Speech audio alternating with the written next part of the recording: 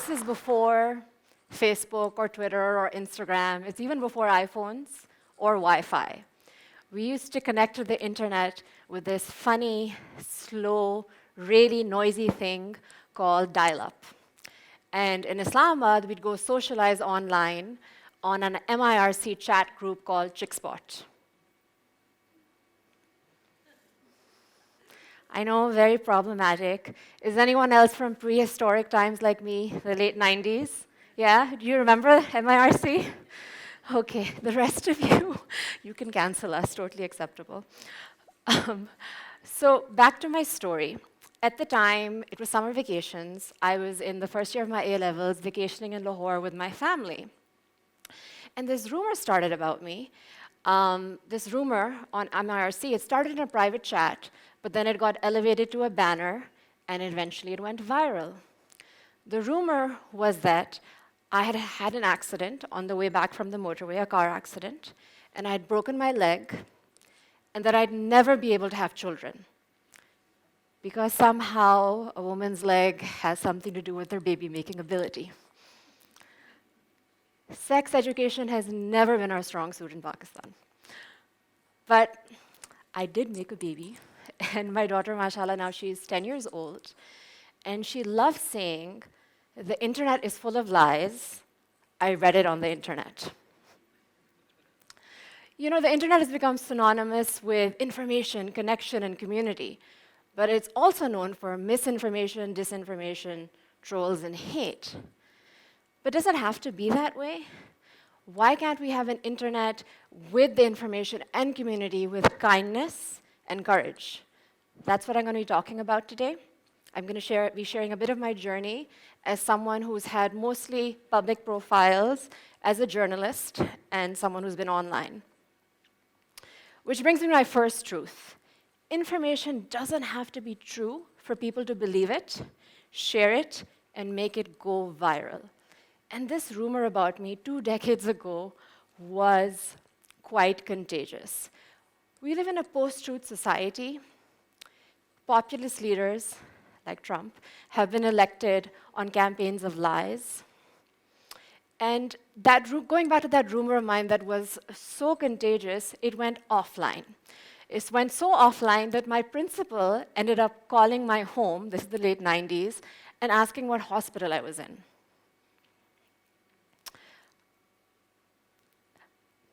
The rumor was so well spread that one day, a few months after it was spread, I was getting up awkwardly in school from the floor because my foot had fallen asleep, and someone said to me, "Oh, is that because of your accident? Does it still bother you?" And then years later, when I'd only been married a few months, someone asked me if I didn't have a baby yet because of the accident.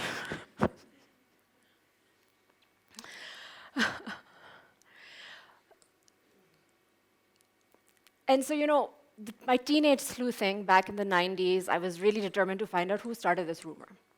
So I think I did find him, the guy who initiated the rumor. And I didn't know him. And you know what? He didn't know me either.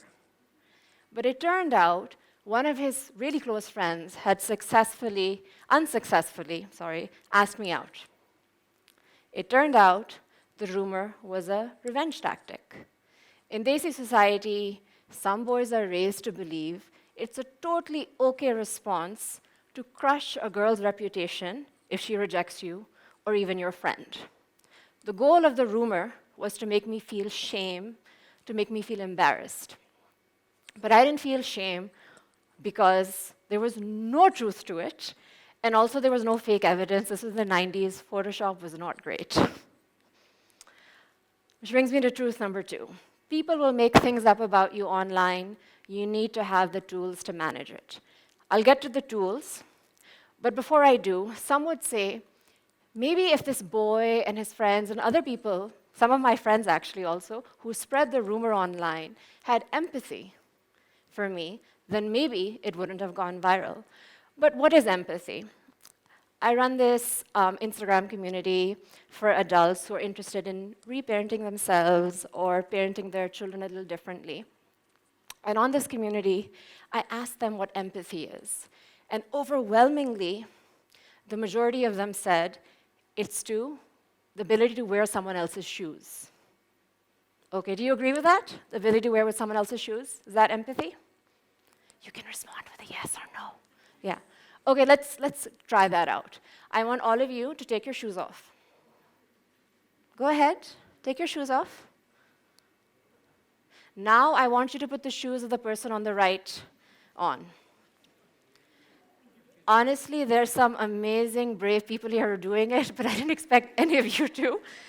Because asking someone else to put someone else's shoes on is really out of line. Maybe they don't fit. Maybe they're not clean. I don't know. But it's like really outrageous, right? But that's what we've made of empathy. We've made it into this unattainable, impossible thing. Which brings me to truth number 3. We shouldn't expect empathy from others online or in real life. Because the reality is, most of us can only empathize with people we can relate to, right? So if the shoes are the same size and we want to borrow them, and they're really pretty, or they're really comfortable. So this is the spectrum of empathy, according to me. On one end, you have this couple, really relatable. Well, maybe not so relatable, right? Because Myra and Mala Jat is not relatable. Let's fix that. Okay. Myra and Humsafar, way more relatable.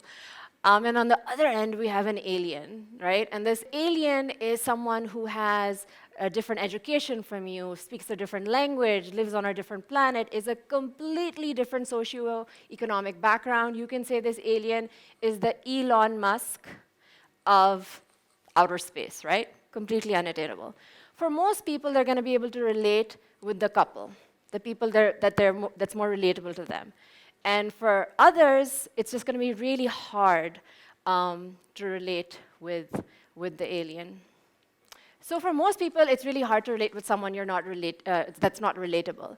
But then there are people called empaths. Empaths are folks who can actually, they don't need to be able to relate to someone to feel for them and think like them. And according to the American psychologist Elaine Aron, 1 in 5 people are empaths. These are people who really feel for people. I would argue that in Pakistan, this number is even higher. What do you guys think, yeah? Do you think a lot of people feel for each other? No. Okay, that's interesting. So the reason why I argue that a lot of us feel for each other is because I'm talking about a certain bit of the population. I'm talking about girls, women, eldest children, or minorities. The reason is these groups are attuned to feel the feelings of others for safety and survival. Let me explain.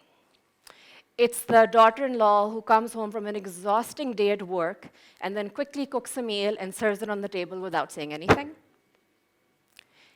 It's the eldest child who goes to a birthday party, doesn't go to a birthday party because his younger siblings were not invited to it, didn't get permission. Or it's the trans woman who patiently explains to a designer mom influencer and religious politician that it is wrong to link her human rights to her genitalia. So I asked my community on 2030 Mama, what isn't empathy? And here's what they said. They said intolerance, cruelty, apathy, fear, judgment, shaming. We see a lot of this online, right?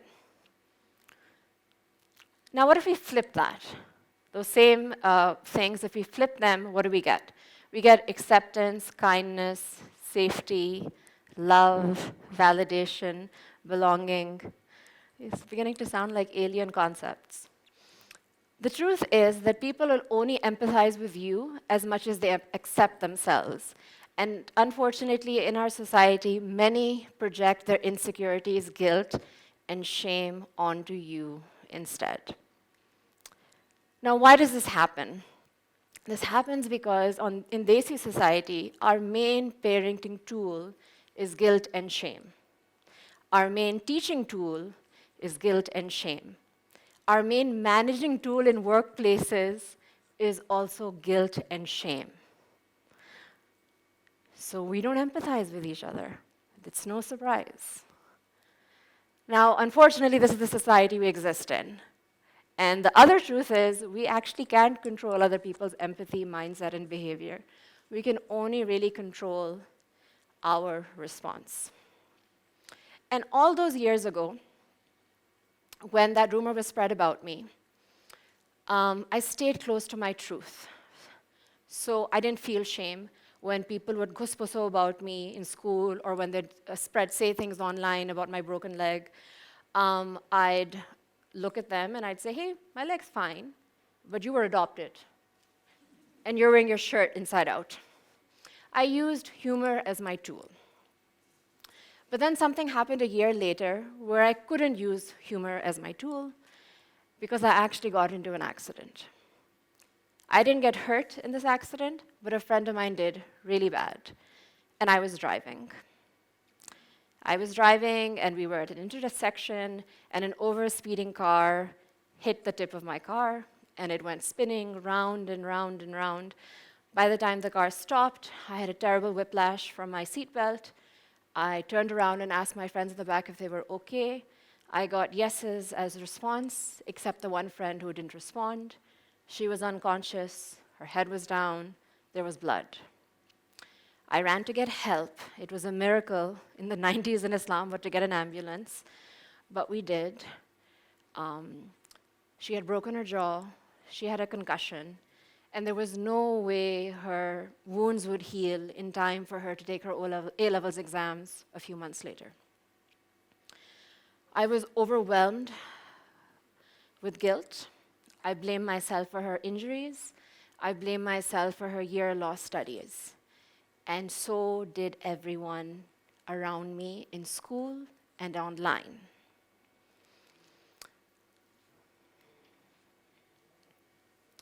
Online, when they were saying things about me, they were trying to guilt me and make me feel shame. But the thing was, I already felt those things. I was drowning in guilt. So I had a supportive family, and we made some decisions. So I didn't go on IRC after that. I also went to a doctor who helped me. And in the next few months, I left for the US and went for studies. So it was really nice that I could just escape and leave. Because the truth is that when our inner critic and unresolved guilt and shame match with what everyone on the outside is saying, it's overwhelming. That's the time you need to kind of step away and protect yourself. Because truth number 6 is, when trolls and your inner critic are besties, boundaries are your bae. One of the most important tools about being online and staying kind is having the ability to have boundaries, breaks, and also to block. I block a lot online, and I take a lot of breaks. Because the thing is that if we're not taking breaks, we're not going to be able to manage our triggers and heal our hurt. And most of us in Desi society are really hurting. I mean, you look at most women, most society's just never happy with us, right? If we're not married, they're unhappy with us. If we get married late, they're unhappy with us. If we don't have children, they're unhappy with us. If we don't have enough children, they're unhappy with us. On the other side, society never guilts and shames some real crimes that we see happening in our homes. Society doesn't shame men who beat their wives. Society doesn't shame parents who hit their children. Society doesn't shame families who hire and underpay underprivileged children to raise their privileged children. These are all things that society should shame, but it turns a blind eye. Instead, it focuses on shrinking us. Log kya kahenge? The mantra of Desi society is designed for us to only grow to small, acceptable versions of ourselves. So we're all hurting. We're hurting in our schools, we're hurting in our offices, we're hurting in home. And the thing is that if we don't heal that hurt and we don't manage our triggers, whether that's through therapy or it's through journaling or it's through going for a walk in the mountains, we have to find a tool to heal our hurt. If we don't do that, it's going to stop our growth. And we should never let someone else's hurt or our hurt stop our growth or our drive. For example, despite what happened all those years ago in Islamabad, I was meant to drive a lot, to the point where I kind of regret it now. I've driven for work alone across California. I drove from Karachi to Lahore in the lockdown when my grandmother passed away. I did the math for this event. In the last 15 years, I've driven more than 10,000 hours. Also, in the last 18 years, I have been trolled a lot online as a journalist.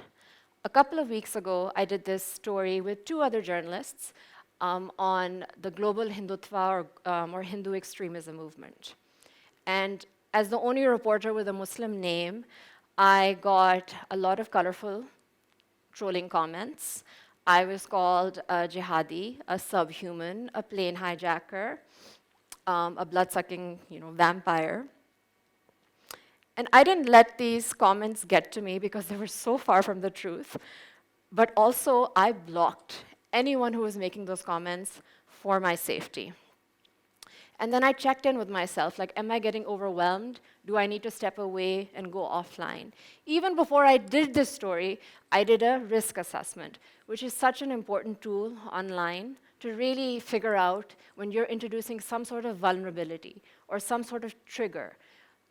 Are you ready to have those conversations online?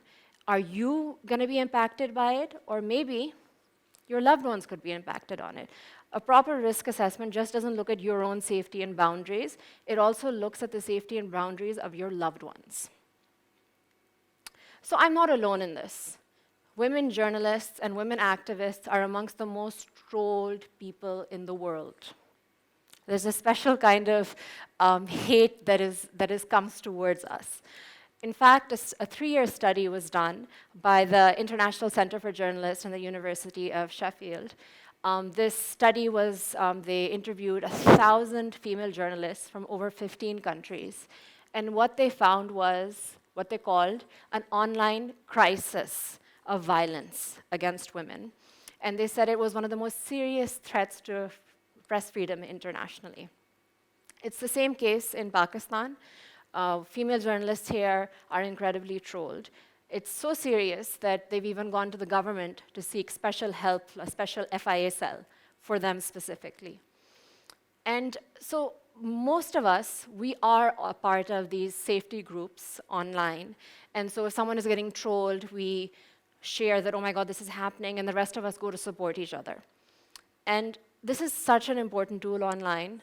To build a kind and safe internet, you have to have your own tribe. Because if you don't, when all those comments are coming at you and you start to get overwhelmed, if you don't have people countering those comments on your side, it's really, really mentally overwhelming. Because this is truth number 9. Having unpopular opinions without a supportive community is lonely and mentally overwhelming. Whenever you see a Britney moment happening online with an influencer, it's usually because of this. They didn't have the tools in place, and suddenly they got overwhelmed by one troll, and you're like, but that's something so common, everyone hears it. It's the scale of it. Because they hear it so often that sometimes the smallest little comment about their lipstick shade or something will trigger them to be like, I'm going offline.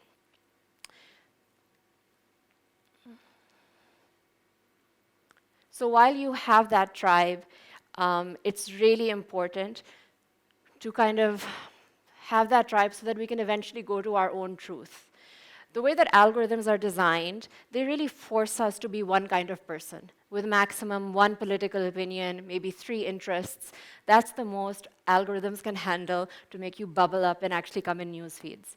But the truth is, as human beings, we have multiple political opinions. We exist in multitudes. And our opinions aren't fixed. Sometimes we get new information and we change our opinions.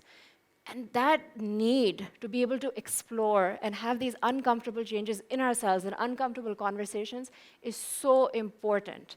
But our algorithms don't allow us for it.